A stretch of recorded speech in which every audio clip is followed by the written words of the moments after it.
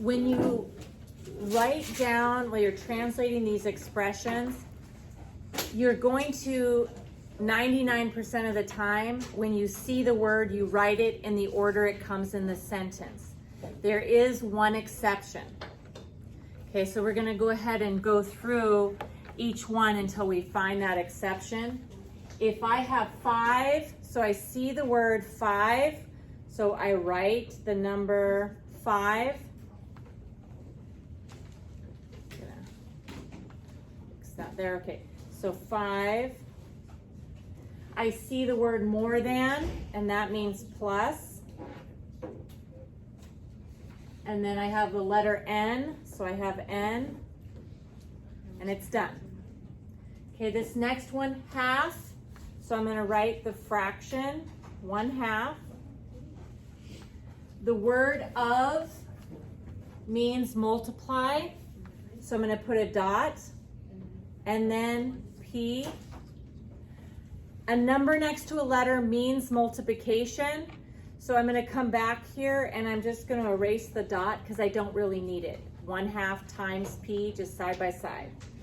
Okay, now this next one, it looks a little bit funny because I have X times, so I'm gonna put a dot, and then 4. It's just fine if you wanna write that as your answer.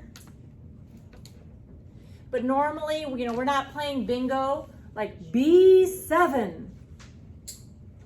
We would write 7B to show multiplication. We usually put the number and then the letter. So the better answer here would be 4X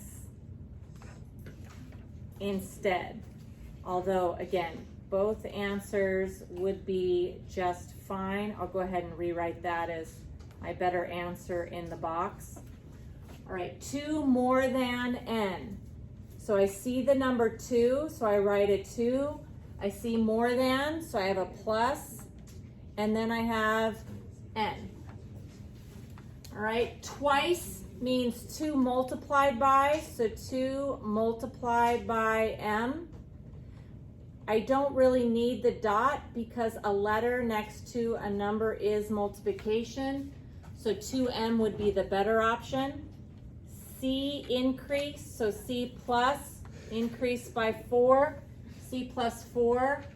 B, so I write B, decreased, minus 3.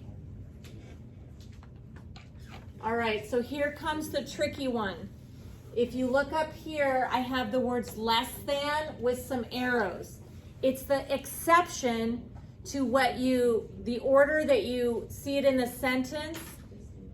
Whenever you see less than, whatever comes before the word less than and whatever comes after the word less than, you need to change the order. Okay, so I'm gonna go ahead and put a minus here for the less than, and I'm gonna highlight this one.